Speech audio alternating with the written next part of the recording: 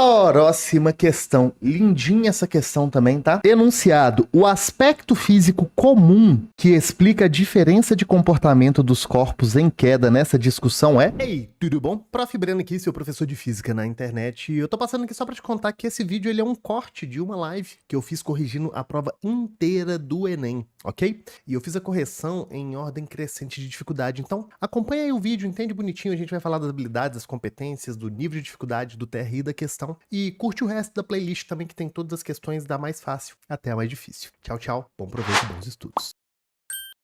Beleza, né? Então, o que o exercício quer que a gente faça? Ele quer que a gente explique a diferença de comportamento dos corpos, beleza? Essa explicação, né, passa pelo quê? Por algum aspecto físico. Então, enunciado a gente leu, o comando é explicar a diferença do comportamento.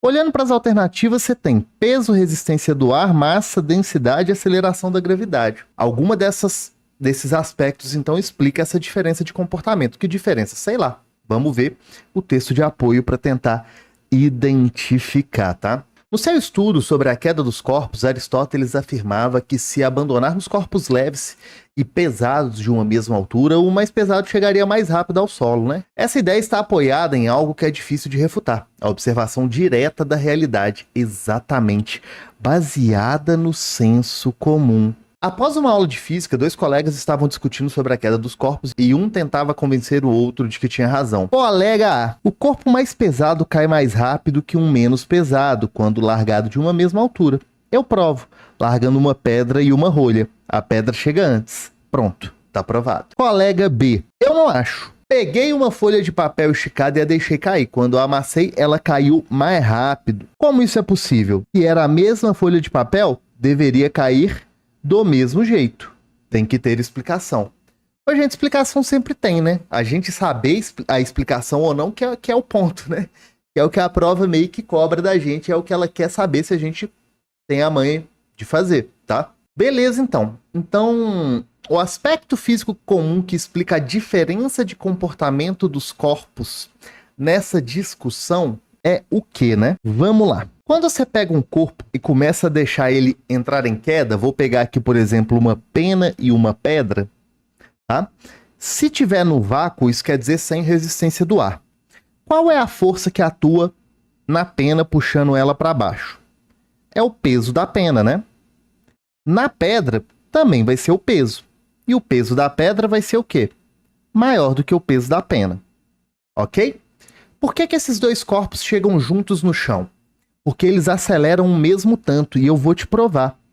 Se a gente escrever a segunda lei de Newton, né, a força resultante aplicada sobre o corpo, tá? Ela é, nesse contexto, o peso do corpo. A força resultante é a massa vezes a aceleração, né?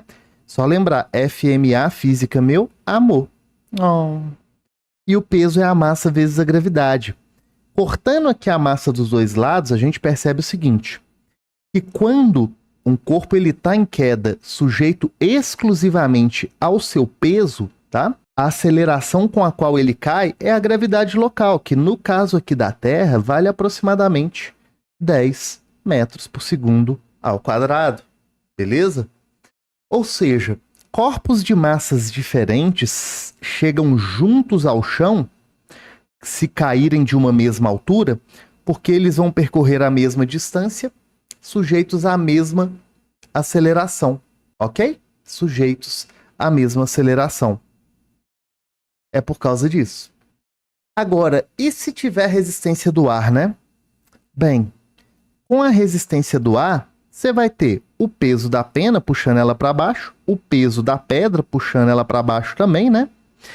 Porém, quando esses corpos começarem o movimento de queda e começarem a se movimentar verticalmente aqui para baixo, a gente começa a ter uma nova força, que é uma força contrária que é o movimento dos corpos, né? Que é uma força de resistência do ar. Para essa questão a gente não precisa saber, vou chamar de FA aqui, ó.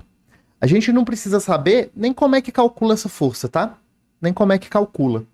Mas o que que pega? Nesse contexto, a força resultante sobre os corpos em queda não é o peso. É o peso menos a força de resistência do ar. A força resultante, massa vezes aceleração, vai ser massa vezes gravidade menos a força de resistência do ar. Ou seja, a aceleração vai ser, se eu dividir todo mundo aqui pela massa, né? A gravidade menos a força de resistência do ar dividido pela massa, tá?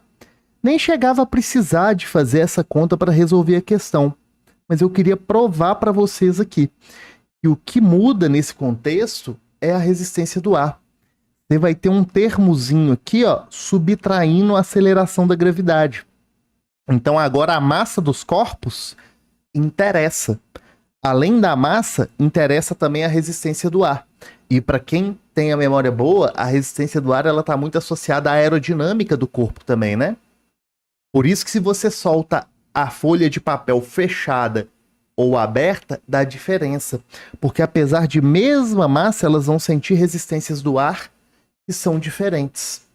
Então qual que é o aspecto físico comum que explica a diferença de comportamento dos corpos nessa queda? É o peso? Não, né? Porque não necessariamente esses corpos têm pesos, né, iguais ou diferentes, e não é o peso que faz diferença. Tanto que no segundo caso, as bolinhas de papel têm o mesmo peso. É a resistência do ar? Sim, porque ela atua de forma diferente em corpos de massas diferentes e de formatos diferentes. Então ela causa frenagens diferentes. O aspecto que explica a diferença de comportamento é a massa? Não, né? Até porque a letra C, ela seria redundante com a letra A, né? No mesmo planeta, corpos de mesma massa têm o mesmo peso, né? É a densidade dos corpos? Também não, né? É a aceleração da gravidade? Também não. A gravidade vai ser igual para todo mundo. O que é diferente e justifica esses comportamentos diferentes é a força de resistência do ar. Beleza? Tranquila nessa questão. Dava para responder ela até mais rápido aqui do que eu respondi, mas eu queria aproveitar para provar até usando aqui as leis de Newton, porque a gente acaba discutindo muito essa situação falando de queda livre, né? Mas a gente às vezes não faz essa análise trabalhando com as leis de Newton e tal, e eu acho que é bem interessante, tá? Essa questão cobra a nossa clássica habilidade 3, ó. Confrontar interpretações científicas com interpretações baseadas no senso comum, ao longo do tempo ou em diferentes culturas, tá?